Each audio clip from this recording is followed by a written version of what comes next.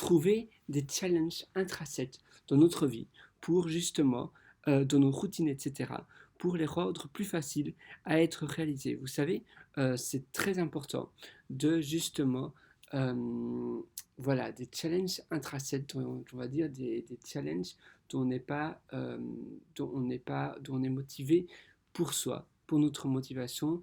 Et par exemple, pour vous donner un exemple, un travail de salarié, c'est quelque chose d'extrinsèque. Ça veut dire que vous avez un salaire et finalement vous n'êtes pas motivé par la tâche directement, mais par le biais de votre salaire. Et du coup, bah, souvent on ne se sent pas vraiment heureux parce que la motivation ne vient pas directement de la tâche en question. Et pour rendre justement des tâches beaucoup plus agréables à être réalisées, eh bien c'est important de voir, même dans votre boulot de salarié, de voir ce que vous pouvez modifier pour, pour vraiment aimer et pour vraiment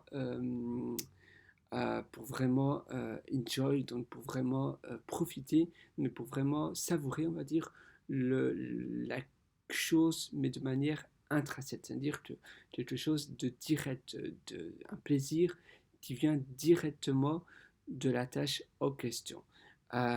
C'est important donc d'inclure des objectifs intrinsèques dans votre métier, dans vos routines, etc. Et ajouter, voilà, en modifier la modification, la façon dont vous travaillez pour, pour que ça soit vraiment, pour que ça soit vraiment agréable à être fait.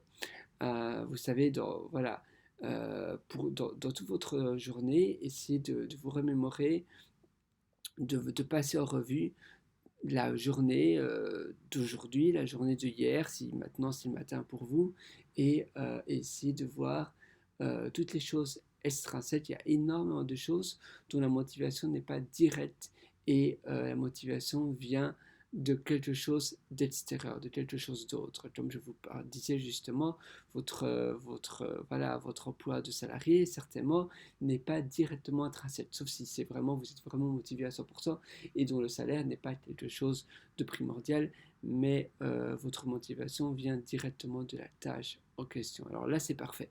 Mais dans plein de choses extérieures, même quand vous allez au magasin pour acheter de la nourriture, eh bien, vous allez au magasin non pas pour le plaisir d'aller au magasin, mais en fait, le but d'aller au magasin n'est pas vraiment de vous rendre dans ce lieu, mais c'est pour acheter de la nourriture et donc le plaisir viendra après.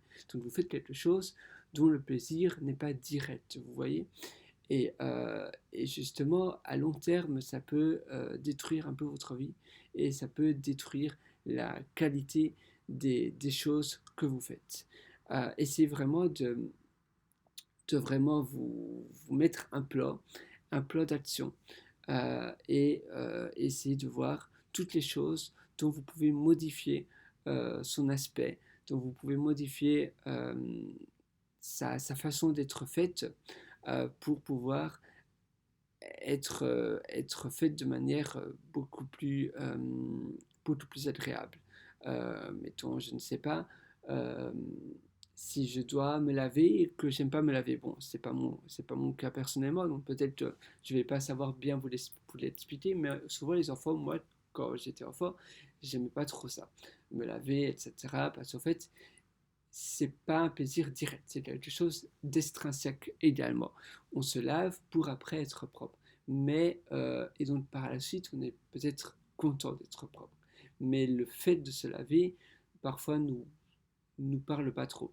Mais par contre, pour les enfants, par exemple, si l'enfant joue dans son bain en même temps, et bien là, l'acte de se laver devient un plaisir parce que vous modifiez la routine de se laver en un plaisir qui est jouer, mettons, quand j'étais enfant, je jouais alors avec mes préambules dans mon bain.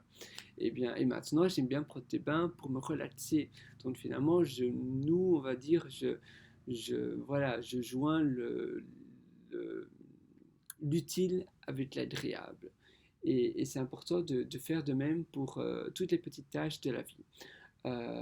Par exemple, faire votre lit, parfois c'est pas très plaisant Par contre, si vous mettez une musique agréable quand vous faites votre lit, vous rendez peut-être l'acte de faire le lit agréable. Peut-être c'est justement, ça va être un style de danse ou un style, voilà, vous faites le lit avec la musique, etc. Et vous vous mettez dans un moment de routine agréable. Mettre la table, par exemple pour le petit déjeuner, peut-être c'est pas agréable. Par contre, vous pouvez nouer ça avec, je ne sais pas, le plaisir. Là, attendez, j'essaie de trouver le plaisir de rendre une belle table. Donc, vous n'allez pas simplement dresser la table, mais vous allez aussi la rendre la plus belle possible. Et ainsi, vous allez peut-être prendre du plaisir si vous aimez bien la beauté des choses, si vous aimez bien le design, etc. À chaque fois que que vous dressez la table, vous allez la rendre la plus belle possible. Et donc, finalement, c'est être un challenge pour vous.